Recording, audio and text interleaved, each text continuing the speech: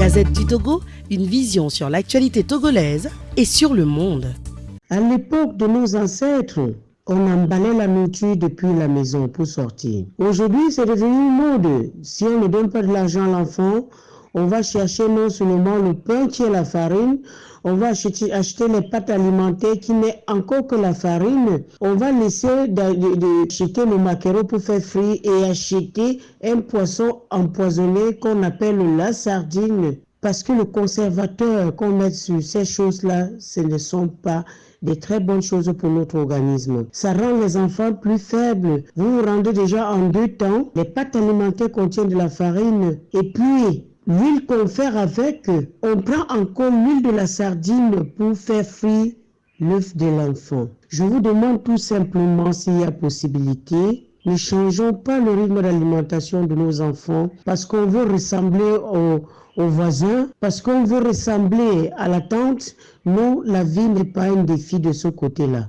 Le défi du monde, c'est de sortir, chercher de quoi nourrir ces enfants-là bien et ramener à la maison. Le défi dans le monde ne doit pas se poser sur l'alimentation des enfants parce qu'on veut ressembler à X ou à Y. Quand je fais les pommes pilées chez moi, le couscous, ça entre dans la gamelle de l'enfant. Pourquoi? Parce que mon enfant, je dois le protéger.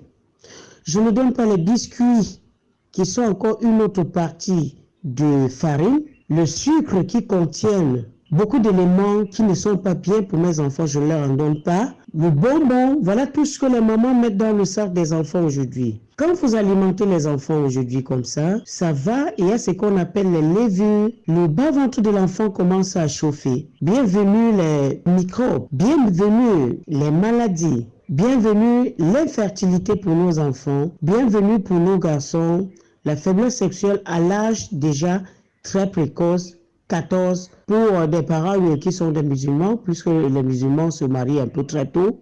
À 20 ans chez des chrétiens, c'est là où on s'en rend compte que l'enfant ne répond pas. N'oubliez pas que c'est l'alimentation que vous avez passé le temps à mal nourrir, la malbouffe, à mal nourrir vos enfants. Nous devions faire très attention. Nous devons ramener ces enfants à l'ordre avec amour.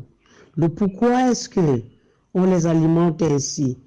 Ce n'est pas parce qu'il n'y a pas de l'argent, mais c'est une protection parce que le monde a trop changé aujourd'hui. Attendons-nous à tout ce qu'on doit nous vendre, surtout pour nos enfants, ce qu'on n'a pas réussi à faire physiquement serait masqué. Serait masqué dans tout ce que nous allons donner à ces enfants.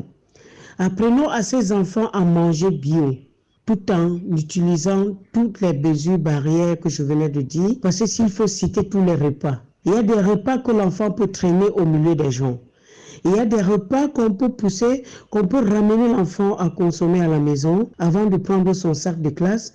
Et maintenant, on refait une autre partie bio pour que l'enfant arrive là où il se trouve. Il consomme sans problème. Oui. Apprêtons les gamelles de ces enfants, conseillons ces enfants de s'alimenter bien. Nous n'allons plus mettre les biscuits dans les sacs de nos enfants parce que dans ces biscuits-là se trouvent beaucoup d'éléments que, si je commence à citer, en fait, ce n'est pas bon. Ce n'est pas bon de donner à chaque fois les biscuits aux enfants juste parce que on veut céder aux caprices de l'enfant. Non. Éduquons ces enfants-là dans l'amour. Dans le sucre, il y a du formol. Et dans le biscuit, ces biscuits-là sont fabriqués à base du sucre qui contient du formol. Et l'organisme de l'enfant, à partir, parce que je vois des jeunes mamans que leur bébé n'a que 6 mois, on écrase les biscuits, soit disant que et ces biscuits-ci, on a dit que l'enfant peut manger. Non, l'enfant ne peut pas. L'enfant ne doit pas consommer le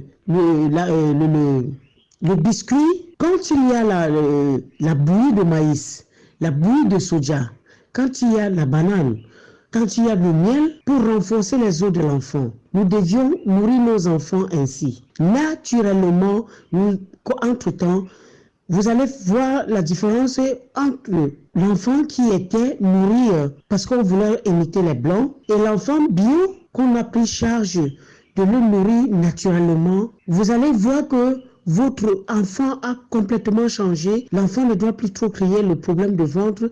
Et l'appendicite qu'on parle aujourd'hui, l'appendicite, un enfant de 16 ans ne doit pas avoir l'appendicite. Mais aujourd'hui, on opère les enfants de 12 ans, de 14, de 18, de 25 à cause de l'appendicite.